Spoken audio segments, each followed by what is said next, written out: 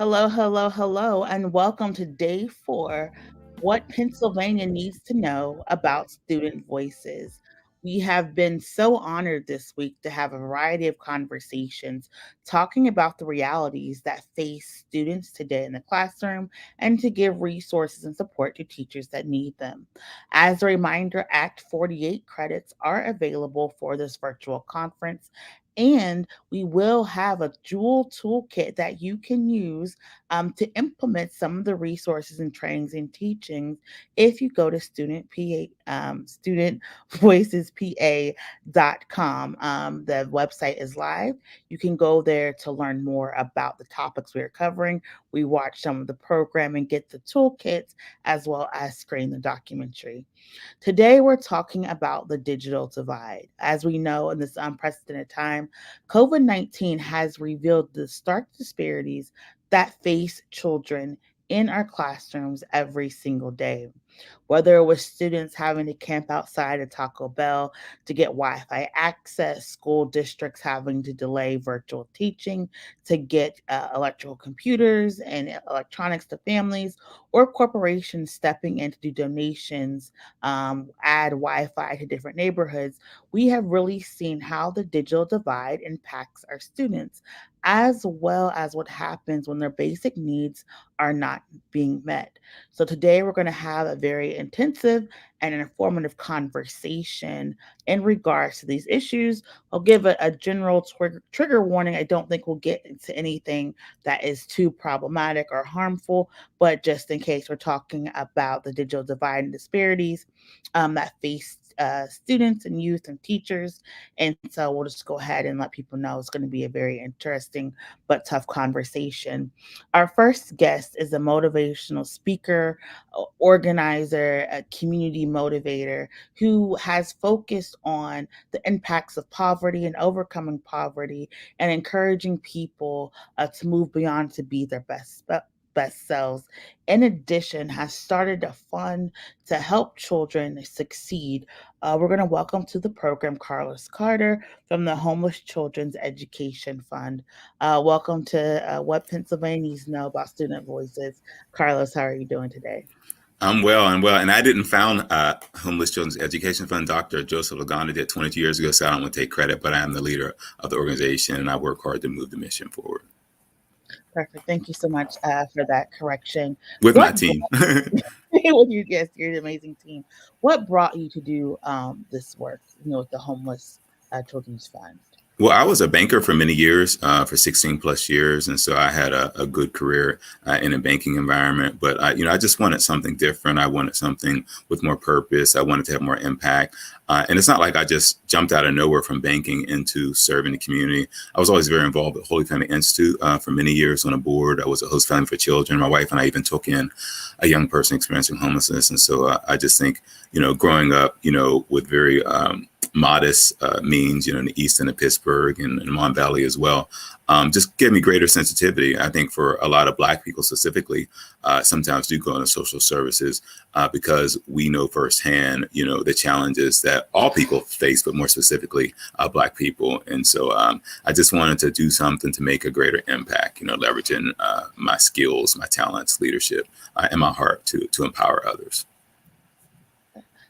Thank you so much for that. And can you just talk a little bit about the Homeless Children's Education Fund, what you Mhm. do, what is your mission, and then we're going to sort of relay that back to what's going on in the classroom today. Absolutely, Miracle. So basically, the Homeless Children's Education Fund was founded 22 years ago by Dr. Joseph Lagana. Our mission is to advance the education of children and youth experiencing homelessness. The last count in 2019, they identified 3,500 youth experiencing homelessness, but really the number is probably higher now. And that's just not people on the streets.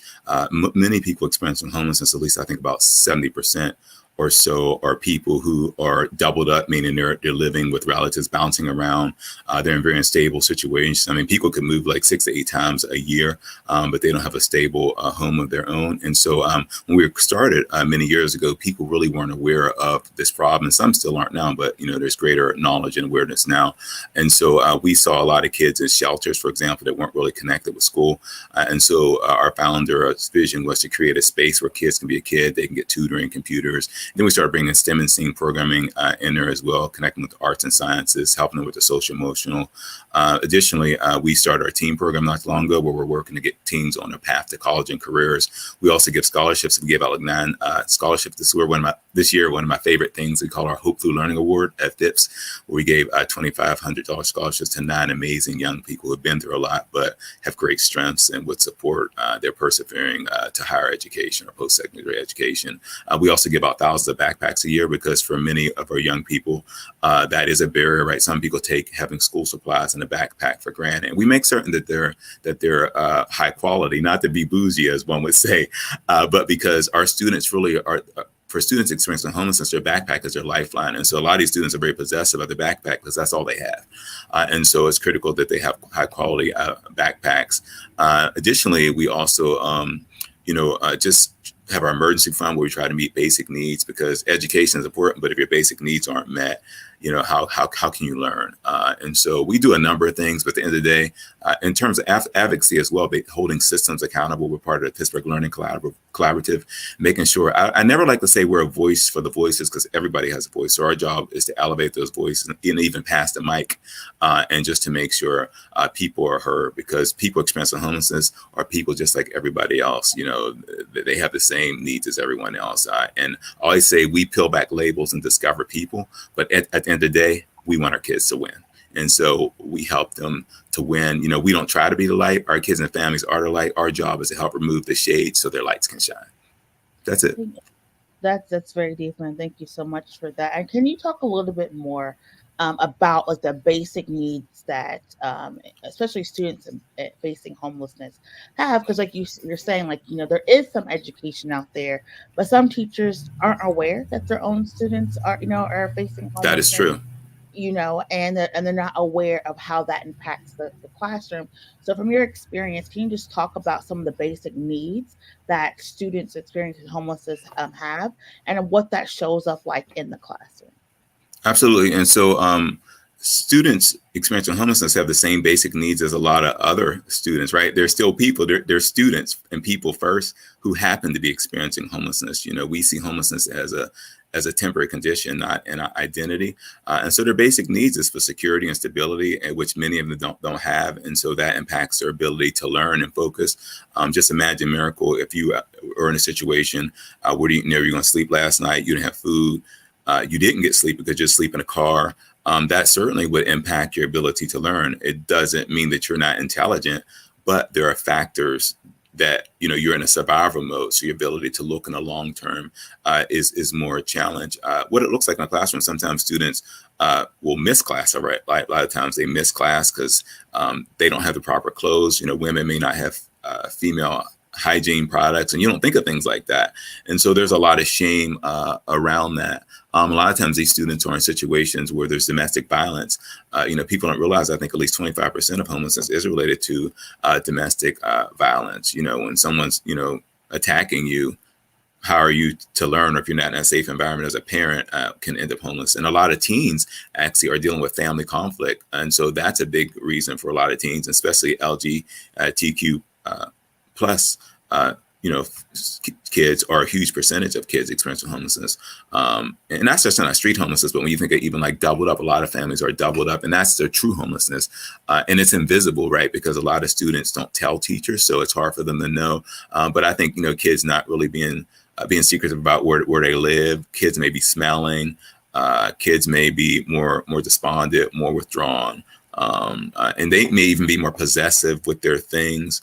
There are a lot of symptoms that are indicative of other things, but those are definitely some signs that one can look for. But I think teachers and people have to be very discreet because the kids don't want to be known. And so that's why many aren't identified. And during COVID, it's been worse. And it's been, worse because a lot of times people know people are experiencing homelessness because they need transportation. If they're a shelter and they move. And so there's a McKinney-Vento Act, I'm sorry, I should have mentioned, which is an act that gives rights to students experiencing homelessness. So, for example, if you lived in Homewood and you were going to Westinghouse and your family experienced homelessness, and so you were now on the north side of Pittsburgh, the school district will be responsible for transporting you back to your school of origin. And the reason why they do that is try to create as much stability and disruptions as possible.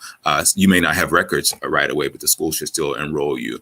There's protections and additional support so students and families have. A lot of times people don't know, and sometimes schools don't tell people of their rights, and sometimes their rights are violated because they're not aware of that law. So again, there's a lot of things that impact students, but they have the same basic needs for love, shelter, support, mentorship as any other student. But I think it becomes more critical when you're in a vulnerable state. Correct. And you're talking about, the process of doubling up. There was, at the very beginning of the pandemic, people were saying, a lot of these school districts were like, I don't understand why my student isn't completing, this assignment. We gave them an iPad, we gave them a laptop, and not realizing that if people are doubling up, that's the stress on like the Wi-Fi, that's the stress on the the electricity, what's going on. And so there were students who were literally saying, okay, we're going to pick and choose which student gets to go to school today. We're going to pick and choose Mm. how it works. And so, can you just talk about what happens when these students miss class, and some of the repercussions for that interruption? Right. Well, one thing I will say, students experiencing homelessness, again, I like to look at student strengths, but there are a lot of challenges that come with experiencing homelessness. Students experiencing homelessness are twice as likely to have disabilities, 4 times likely to be developmentally delayed for 2 reasons: from the actual trauma of homelessness and even the trauma that led to homelessness. And so that does impact their ability to learn. So they're a lot of times behind, even behaviorally. Sometimes they may act younger because we know that trauma has a real, a visceral, a deep impact on the brain. You can actually see it. If you take a scan of the brain under trauma, it's different. It's not wired the same. The good news is that it can be reversed with support and things of that nature. And then in terms of technology, a lot of our families, a lot of people just have a phone. And people will say, why does someone experiencing homelessness have a phone? Well, why do you need a phone? Right. And in this day and age, a phone is a basic need. They're human, just like us. So I always like that. I shouldn't have to say that. It should go without saying. But unfortunately, I have to say that they're people just like us. If they want jobs, if they want to connect with school, if they want to be connected with loved ones, if you want to be connected with society, you need one of these. And so it is not, it's a basic need. And so those who don't believe that, they need to accept it, that it is. I'd like to put their phone away for 5 minutes and see how they'll probably be convulsing on the floor. And so our families do have to take turns with technology. So sometimes they're trying to do their homework. Some kids have tried to do their homework on their phone. Imagine doing it. They actually use their phone trying to do homework, or there may be a limited device and people are sharing a device.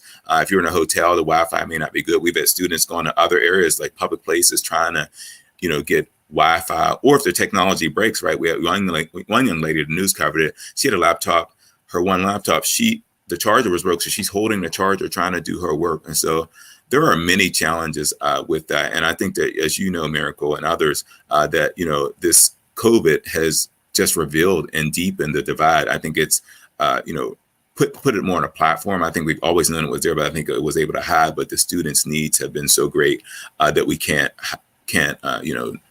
dismiss that now or ignore that.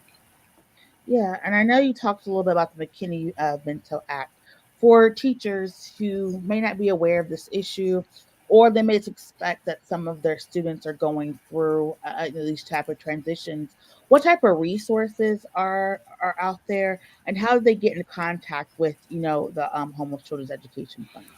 Well, first of all, a lot of times we're connected by the school. So a lot of schools have homeless liaisons, which are counselors. Unfortunately, they have a lot of jobs, but they'll connect them to somebody like us, and even resources that the school has. So we work closely with those homeless liaisons. So it would be first thing the teacher should do is reach out to the homeless liaison. And if it's one of our partner schools, like we work with a lot of schools in the city, Westinghouse, Brashear, UPrep. We started working with some elementary schools in the Hill District and a lot of different shelters. But the counselor or homeless liaison, every school is required to have a homeless liaison. It could even be the janitor. And so that's the gateway to support. And of course, those people are overwhelmed, right? You have some counselors serving 400 or more kids, which blows my mind. I'm like, how does one counselor serve 400, 500 kids? But some have more, I think. And so we're kind of additional arms and legs for them. But the support we provide is providing basic needs. We've had some kids we prefer to help to depend on if they're of age, right? Because they're underage, it gets tricky to host homes. So we don't do housing, but the nature of our work, we do have to make connections and leverage community partners. We sometimes help people with computers, technology, other resources. So again, we provide certain things, tutoring and things like that, but we also leverage, the community and realize we can't do everything, but we're quick to reach out and coordinate to make sure we get them connected to the right source. Yeah, I think it's very important. When I was in school, my family, we lost our housing, and so we lived in an extended stay for almost almost a year. And Yeah. with that education loss, that there's the education loss, but then there's also your books are gone, your materials are gone, Mm-hmm. your and for me it really impacted when it was like our math class, because I didn't Mm-hmm. have we couldn't have the calculators, right? I had a little standard, the little Right. square calculator, but everyone else had these like graphing calculators. And so just the ability to take a test, right? Just the ability to do the homework is still impacted because there is that technology, that technological digital divide.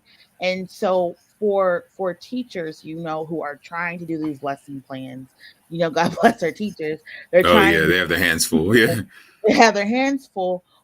What are some of the ways that in their lesson plans they could provide for teaching that goes to address some of the digital divide and some of these barriers so that they're not as vast? Right. Well, one thing I think they need to do is not assume that all students have access to the appropriate technology. So I think in creating their assignments, I think they need to be to make sure that and that students have digital literacy. Right. Some students, as we know, and their parents, even if they have technology, the parents are like clueless, and so making sure that they know what to do. I know the Pittsburgh Learning Collaborative, for example, had like resources and connections. I think leveraging PIT, et cetera, to help families with technology issues. And so like really keeping your eye out. Sometimes a student may be missing, but understanding why. But I know, especially with some of our students specifically, it's been hard to reach. A lot of numbers change. And sometimes you have to leverage social media with a lot of young people and families. Like we found that social media is sometimes the best way, because numbers change repeatedly. Because that's a sign of instability. It's not like they want their number to change, but there's things going on, that cause that instability. But just being very creative and really paying attention as much as they can, because again, the teachers are stressed out enough. But like really, again, understanding, after assignment, can my students actually have access to that? If someone's not doing their homework, let's find out why. Let's dig deeper, talk to the parents for the kids to really see what's going on, and then try to connect them with resources. But I really believe it's not one size fits all. But I too believe empathy is a critical thing. It sounds trite, but empathy. I love Dr. Mike Welp says, approach people with empathy and inquiry. Don't assume anything. And I think taking that approach can really, put you in a position to help anybody. Yeah, I Being think it's curious. true, and that is, I think we mentioned the Pittsburgh Learning Collaborative. We're going to put that link in the chat, and it's very important because that is over 70 nonprofits and Mm-hmm. organizations that came together to provide resources, and they provide resources in different languages. I do Mm-hmm. believe they are a 24-hour network. They may have changed their hours now that some schools are back in session, and Mm-hmm. they were except providing language the various language supports, in addition to helping people with various educational different levels and challenges. So that is a good resource. It's still ongoing and in a variety of manners, in person and virtual. So again, you want to reach out to them, and you're also talking about, different barriers. But can you also what some of the populations? I know you mentioned earlier that LGBT youth are a significant number of like homeless and displaced youth. I What are think some 40% of teens, I believe. Yeah. Mhm. What are some of the other populations that you're seeing? 'Cause I think sometimes people and unfortunately, we're human. We sometimes have like stereotypical thinking. We default to various stereotypes, and we don't even think to see maybe this person is going through something. What are some of the other populations that you're seeing impacted by this digital divide? Well, the people the same color as you and I, unfortunately, are disproportionately impacted. And I always say homelessness is a microcosm of the larger societal issue. So you think populations that are more vulnerable, right? Just like with COVID, we're more vulnerable to COVID. We're going to be more vulnerable to experiencing homelessness. And so in Pittsburgh, I know the regular homelessness, they pretty much look at people that are on the streets and motel. In Allegheny County, I believe Blacks are maybe like 12.5% of the population, but 50% of the people experiencing homelessness. And that's not even McKinney-Vento homelessness, right, which is broader. And so a lot of people we serve, we serve all people, but most of the people we serve are Black students, which is a shame, but I think is indicative of Pittsburgh, right, in a country that we're the ones have more challenges with, affordable housing and a lot of other factors, systemic issues that impact us. So we're a big part of that. And so if you're Black and LGBTQ2 plus, you're really at risk. And like I said, people experiencing domestic violence is a big one.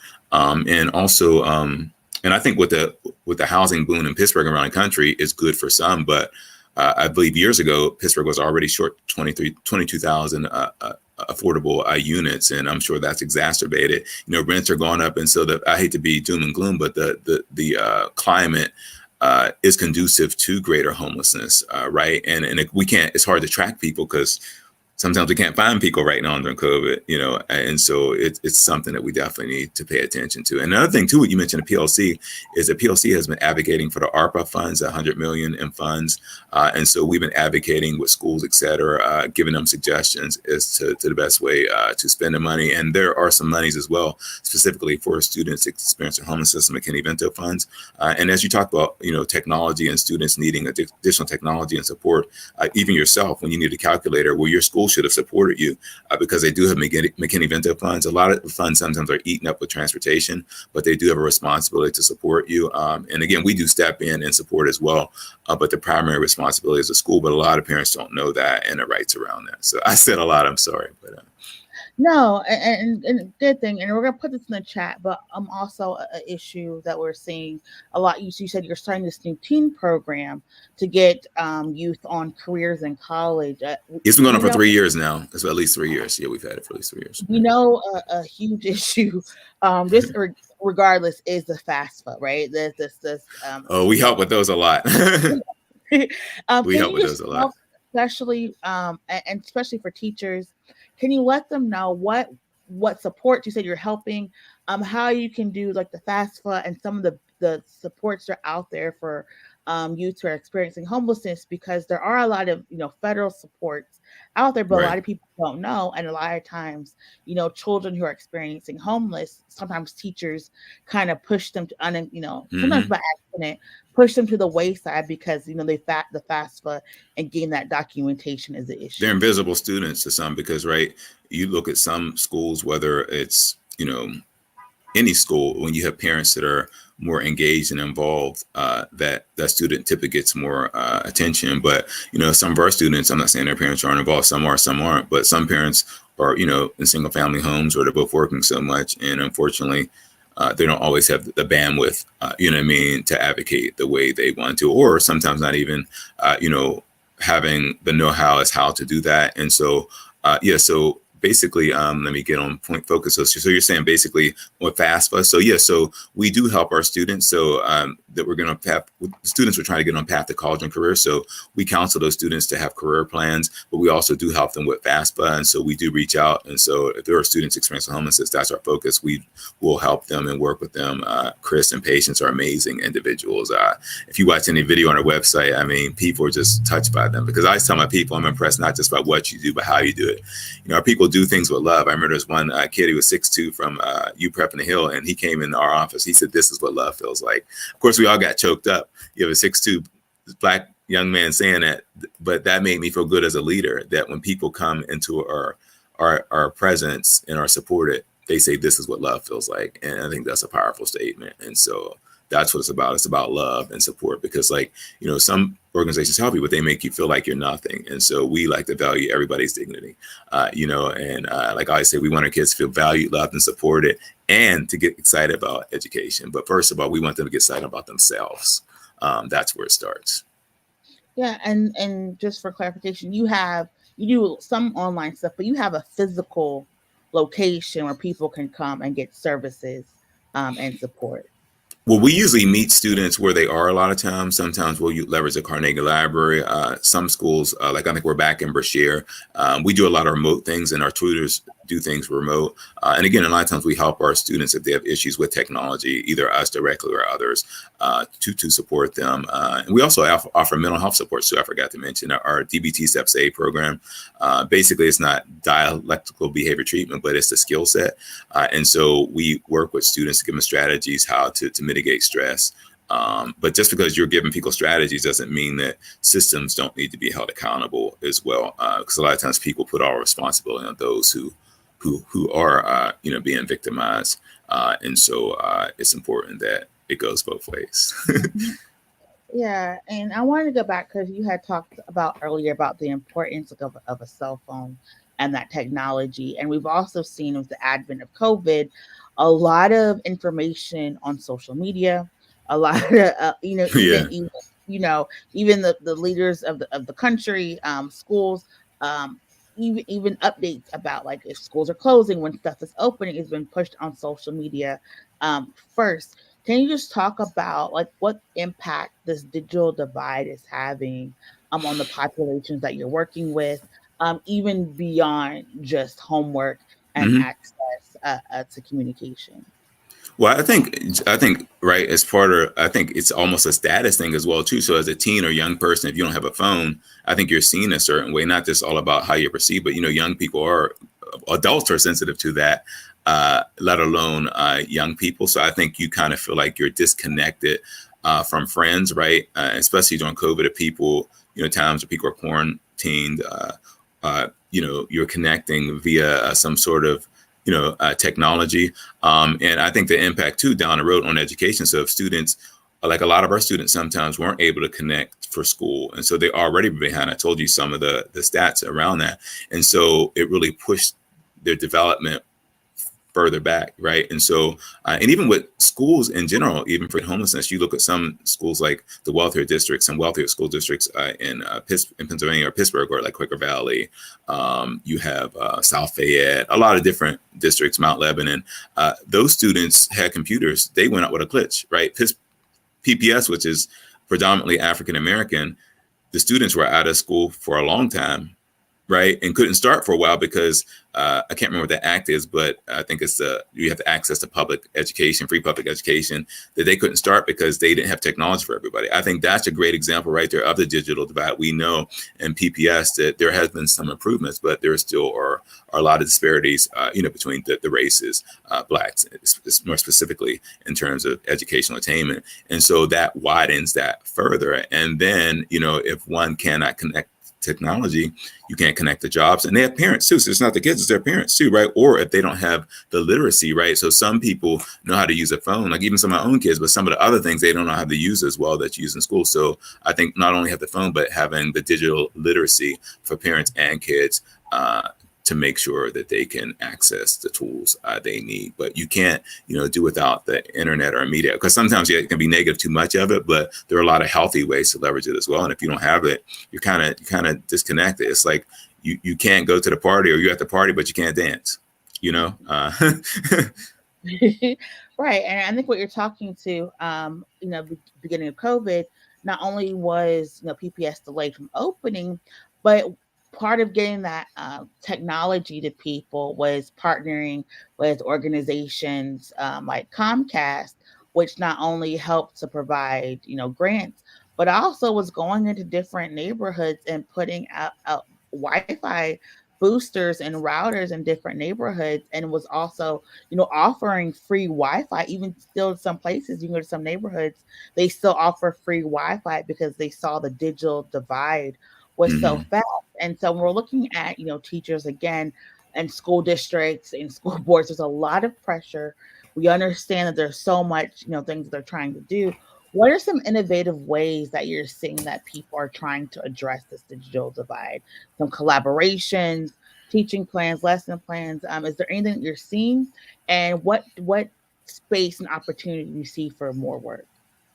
Right. So I'm not, my people aren't always in the classrooms, but we see some things that are going on. I know some communities, they were actually putting out, if you call them generous, they're putting out trucks and things like that in certain communities that help give the internet. And one thing I want to back up and say too, we also can't just look at urban areas. A lot of rural areas really don't have the infrastructure. And so sometimes people could have an internet, but they can't really, there's an inequality of even connection, even if you have it, that they can't get it. And so in rural areas, it's like really bad, you know.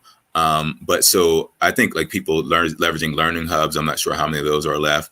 Going to public libraries, leveraging friends and family, going to public places.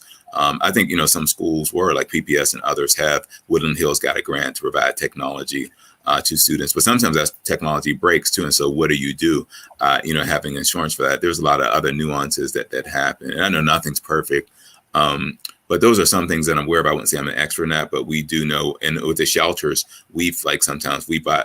Oh, that's right. Carnegie Library actually had mobile hotspots that people could lend out, and so we gave some to our shelter partners as well. So our families in the shelters, because some of the shelters didn't have good internet capacity. But a lot of foundations, I think, have been very supportive of certain organizations too.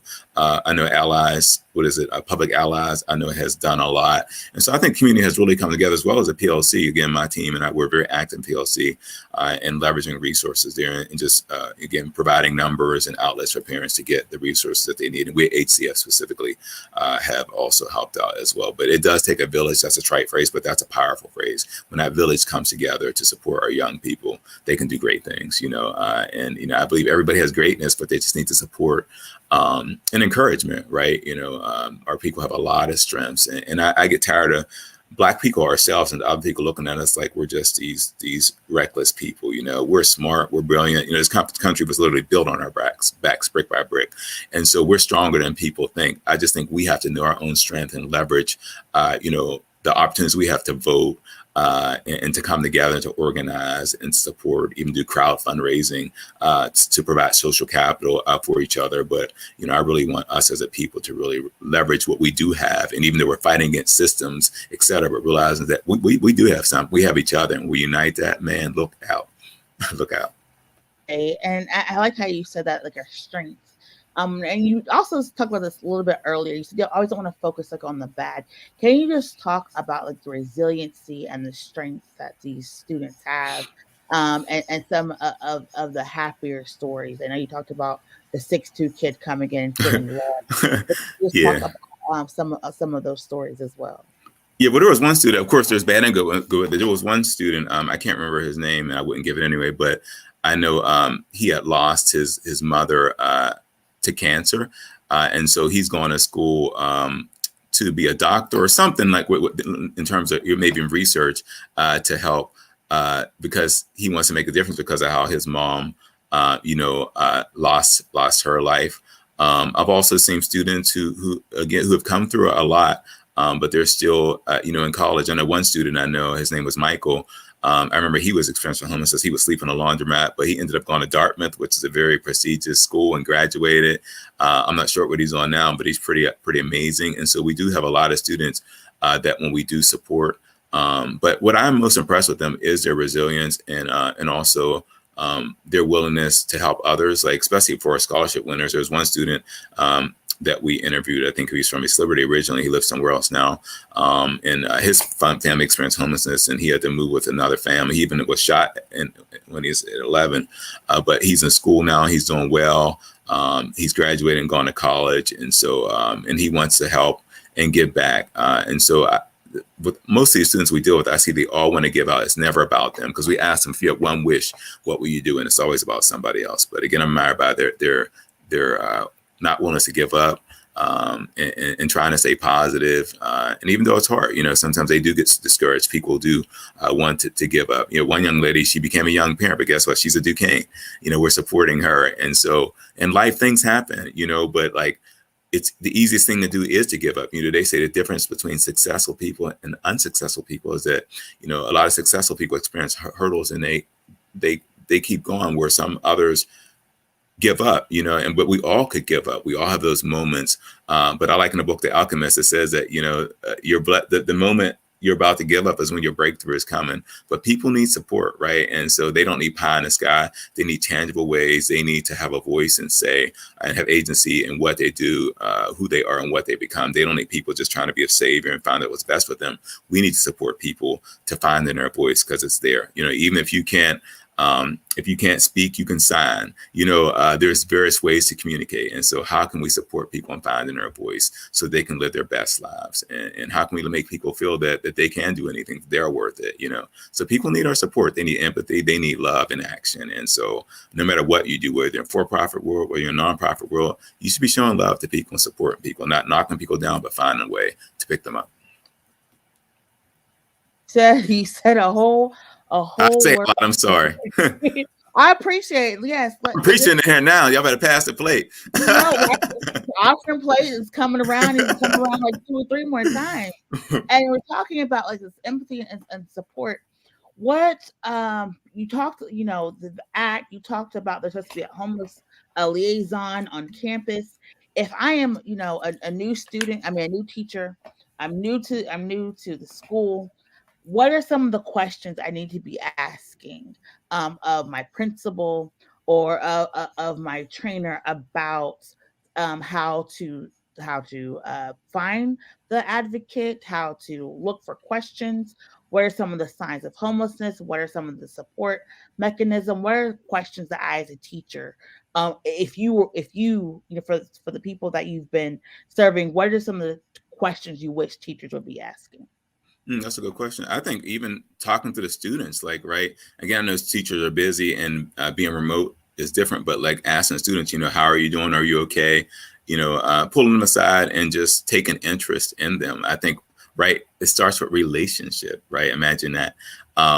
Just like, because again, people experience homelessness are just like anybody else or any student, whether what's your race, or like building a relationship. When you're in a relationship with somebody, you're in a position to help them. And so being curious, asking questions, how are you?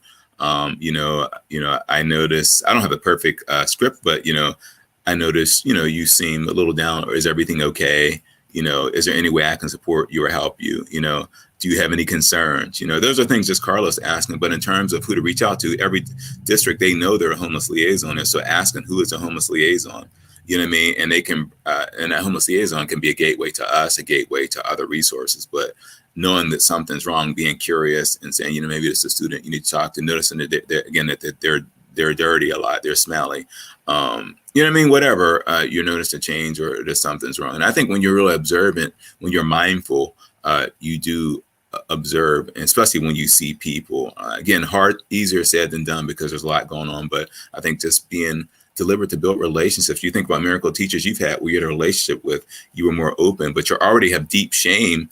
And so if there's no relationship, then you're not going to be vulnerable. And especially for boys, we've seen that the women are more willing, the young ladies are more willing to ask for help.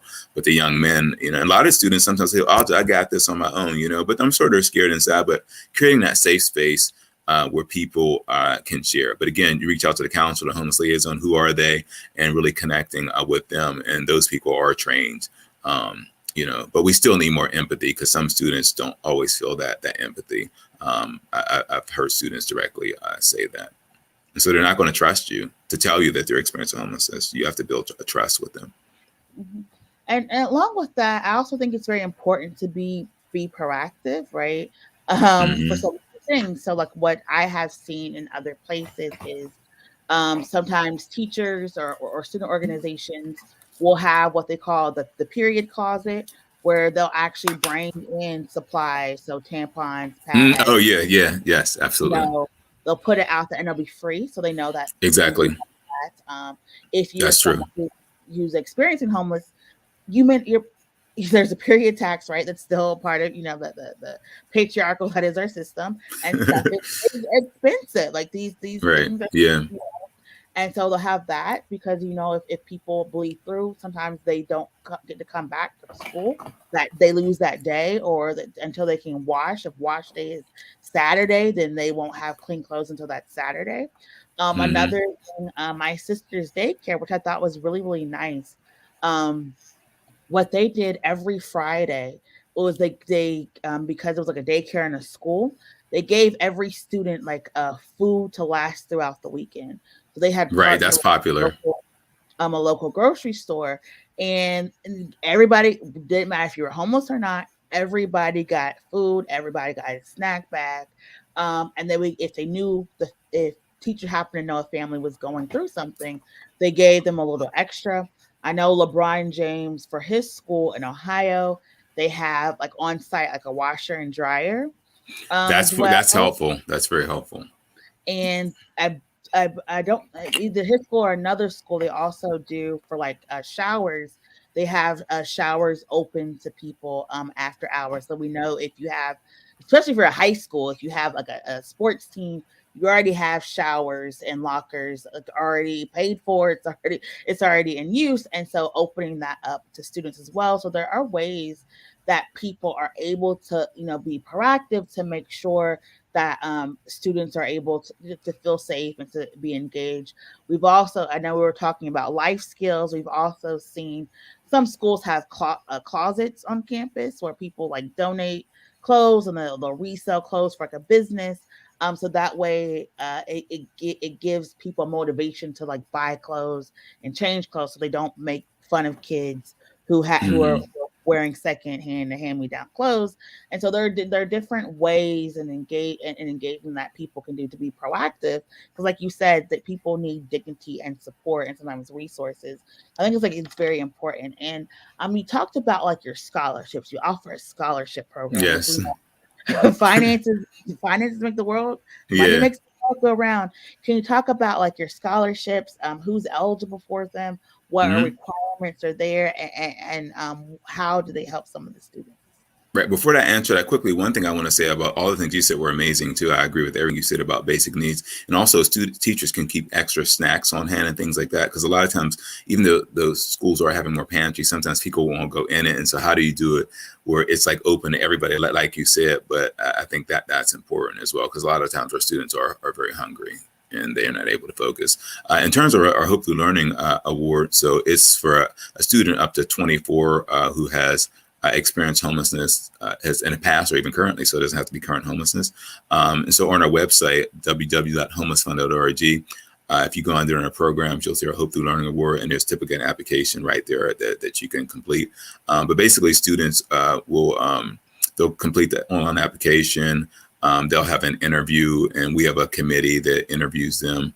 And then if they're selected, we let them know. Typically, I'll call them or one of the board members, and then we'll have a ceremony. But basically, we look at everything. We look at just the whole student, what their interests are, their experience with homelessness and what they want to do, who they are. And we even ask them things about like, what should be done to help students experience homelessness and things of that nature. But it's always very touching and very inspirational. It's usually covered by like the Post Gazette, the Courier will cover it a lot of times because it's very heartwarming. I think you like seeing, students who had a lot of challenges to get a little extra support, to be whatever they want to be in life. But I think it's a pretty simplistic process. And we work with them because a lot of students sometimes need support to get this stuff. And so we realize, right, when you think in terms of equity, everything isn't a low level playing field, right? Because if you've been, some people have advantage. I know people like that word, overprivileged. So some people have advantage. When you've come from disadvantage, then you need additional support,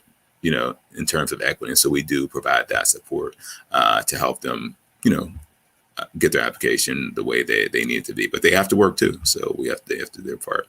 But yeah, right on our website, www.homelessfund.org, and go into programs, you'll see a Hope Through Learning Award, and there's a clear information on how to apply there in a link as well. Yeah, I know we're wrapping up soon, but you said up to 24 years old. And I know we talked a lot a bit about, high school students, middle school students, but we also have to talk about there are college students, right, who are Oh also yeah. Oh experiencing yes, we work with them. homelessness and displacement. Can you talk a little bit about that and that process as well? Because we also have college professors and instructors, tuning in. So, what are some of the things that you're seeing that are impacting our displaced college students? And one thing I forgot to mention too, with our Hope Through Learning Awards, it goes directly to the student. They can use it for food, books. So it's not like a regular scholarship that just goes to the school, which is nice. So they can get technology. So I think that makes it more special. In terms of college students, a lot of students are the students that we have supported through our Hope Through Learning Award. We'll continue to support them, or other students that we help get in college. Sometimes we'll help random students, but a lot of times the students that we work with, through the pipeline. And so we support them in many ways, connect them to tutors. Sometimes they need money for things, we help them. A lot of times they need guidance, and depending if they're like unaccompanied, meaning there's no parent involved, and that happens in some cases. The kids are on their own, young people are on their own. And so we support them and guide them. We've even connected young people sometimes to get legal support. Because sometimes there are legal issues that arise and they need support. We've advocated for some students with disabilities and housing issues on COVID. That meet their needs. We fight that. My people, they're fighters, especially when it comes to our young people, they'll fight. But I also know universities are becoming more aware of homelessness, where before it was very invisible there. And so there are resources on universities as well. I know they've got grant funding, et cetera, to help with that as well. But again, most of the students we support are students that we've been working with. And we've even helped some of them with our DBT mental health supports as well. And so we just kind of extend what we're doing, just anything we can do, whether it's us directly or advocating with them with the school and connect them to resources that they need. And another website that's very helpful, an organization that has a lot of information we mentioned earlier, Miracle, about what questions teachers could ask and things about homelessness, is Schoolhouse Connections. Barbara Duffield is the leader of the organization, an amazing lady, a great advocate. They have a lot of information on things of that nature and best practices, but they're an advocacy organization. We know her personally. But she's a giant in this space, and definitely a hero. I remember she was on 60 Minutes actually not too long ago. Yeah, and I know we talked about it. You said talking about like voting and all and being very important, but we're seeing even here in Pittsburgh, there is a eviction moratorium. It's coming to an end, at the Yes. end of the month. So we are expected to see hundreds of people possibly face, being displaced. And so that this is a very realistic and timely issue.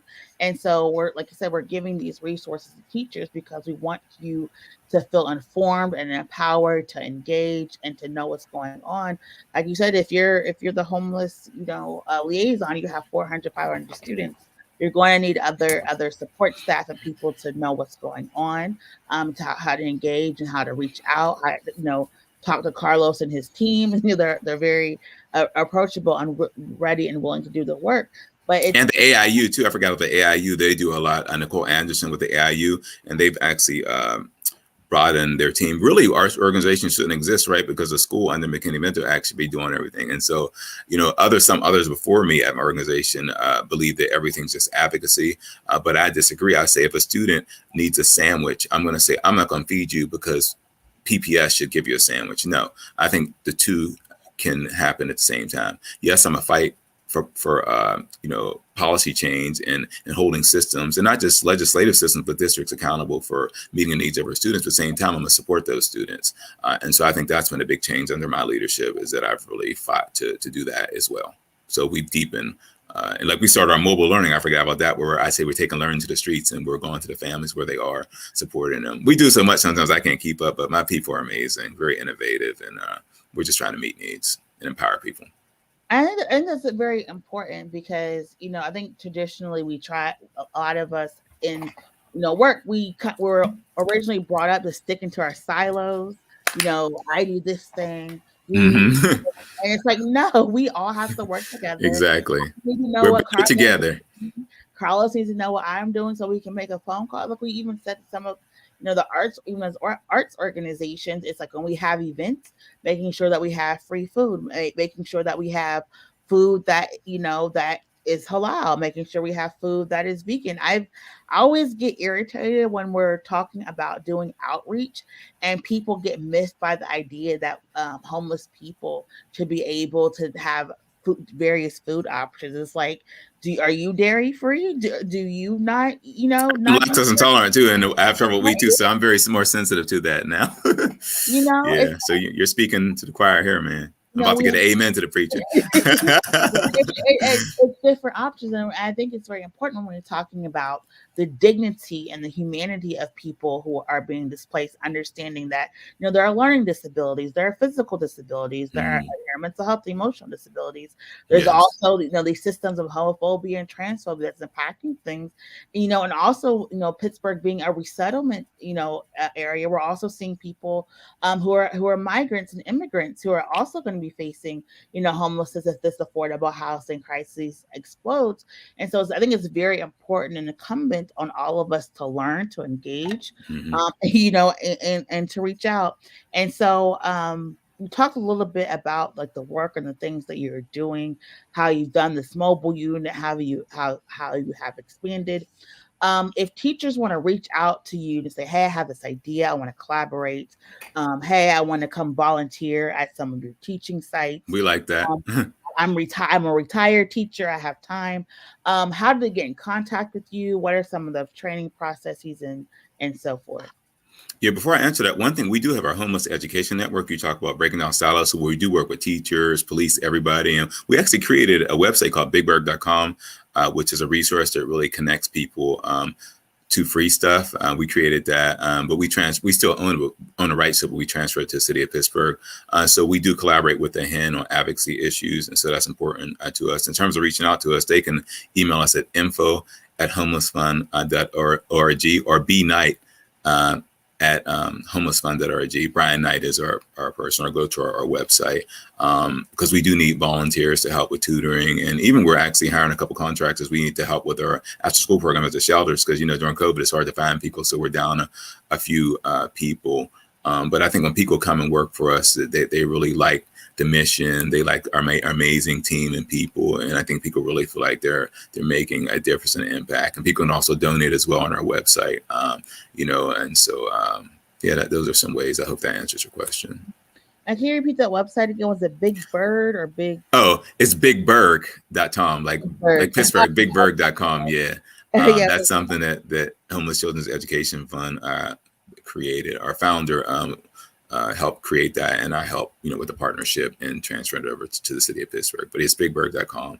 And actually, they have me on a video, on one of the videos on YouTube, actually, for the, I think when people come out of the jail, they wanted them to see that, to connect it to resources, because that leads to homelessness as well. Incarceration could be part of that. Yeah, and it's like I said, it's really good. It says Big Berg, things are tough, find good free stuff here. Yeah. We have various services for based on gender, based on based on family, so different needs. So please, that started with us at HCF.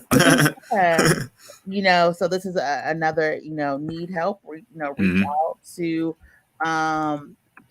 these sources. And again, I think it's just your organization speaks so much to the innovation that is here in Pittsburgh, and why it's so very important to have people who are impacted, people who care at these margins. So I do want to thank you so much for spending this hour with us and this conversation.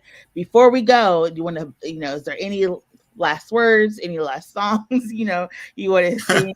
How can I throw away a miracle? No, I just want to say, the work we do is important. People experiencing homelessness are human like us. And so it's important, again, that we peel back labels and we discover people, that we be curious, that we not judge people, and really get to know people, get to know their stories. Just don't walk past them. Actually look people in the eye and use these ears, and just know that, we're a great organization, I believe, not just because I'm the leader, but because we're an organization that cares about people. And I appreciate you saying innovative, because I tell my people, we'll find the money. Don't worry about that. I know how to raise money. But we try to have ideas that make an impact on people. And so that's what it's about. Always learning and growing and finding how can we better serve, and listening to our young people to see how we can support them. But just be kinder, be empathetic to all people. We need more love in action. And so at HCF, under my leadership, you're going to have love when you come to us, because that's what we're about. Perfect. Thank you so much to Carlos Carter from the Homeless Children's Education Fund. Put information in the chat. So if you need any information, please reach out to him. We covered a lot about the digital divide and how it impacts students and youth. Some of the signs that you need to be looking for families who are in transition, and giving you resources as well that you can refer people to. Housing is an issue. If we talked a little bit about LGBT people being impacted by displacement, Sisters PGH, Trans Uniting, True T Pittsburgh are some organizations that also that are offering transitional housing, emergency shelter and placement for queer and trans youth and individuals. So that is another resource. The Allegheny Health Network. We know the City of Pittsburgh, the County of Allegheny County Department of Human Resources also offers resources and support. Family Links, 211, United Way. All of these resources are available for referral too. But we also know there is a lot of red tape and bureaucracy when it comes to homelessness. I would be remiss if we didn't touch on this, but homelessness is defined in a variety of ways. Carlos made sure to talk about people who are staying in shelters, people who are crashing with family members, and depending on which agency you're working with, unless you are out in the street, you may not be considered homeless. So you may not be able to get some resources and support. And it's very unfortunate of the way we're addressing this homeless crisis, especially with this eviction moratorium coming to an end here locally. So please, please, please watch this video, share this video, give these resources to different individuals, because we do expect that winter is coming. And with winter, we're going to see a lot of families in need, and a lot of families need support, a lot of teens and youth. And again, as well as our college students. And we talked about the digital divide that impacts access to education, that impacts access to information, that impacts access to cultural relevancy and engagement. How many teachers have used memes to teach? How many people, how many have put out videos for instruction online? And when we don't have that, that is a learning loss for that student. So we're just trying to give people reasons to be mindful and understanding, outside of providing other access and communication devices, or reminder people a way to engage. And so I hope this hour has been informative to you all, and I hope you've learned a lot about what the Homeless Children Education Fund is, to support them, to work with them, to volunteer with them, to give your resources, as well as the Pittsburgh Learning Collaborative. These are some really great initiatives of people coming together to really make sure this digital divide does not have a long-term impact, because we talked about, incarceration being fueled by homelessness and causing homelessness. And then that has a long-term systematic effect, because you get a record, then you can't get housing, then you can't live in certain communities, and then once again you're out on the street with this digital divide again. So we're trying to stop these cycles of poverty in these neighborhoods and communities. And like I said, right now it is queer people, it is Black people, it is people of the global majority who are being impacted by these issues. And so it shows up in the classroom. And so we want our culturally competent teachers just to know signs to look for. So please go to the chat, look at these resources, go online to the website, website again, studentvoicespa.com for the website to get the information and to see the documentary and to do the jewel kit for the toolkit. And you said, you know what? I want to hear from students. Miracle, I don't want to hear you. I don't want to see another person. I want to hear from students. I want to know what they're going through, what they're thinking about. Well, tomorrow. Tomorrow is for you. You've had a week of hearing professionals talk. You've had a week of hearing us as moderators. But tomorrow, you get to hear the student panelists and student activists themselves have a conversation. Tomorrow at 4 p.m., tune in right here on our Facebook and YouTube channels to watch the documentary, the debut, and we'll see you back tomorrow, 4 p.m. on time for what Pennsylvania needs to know about student voices. Thank you so much for tuning in. Enjoy the rest of your evening.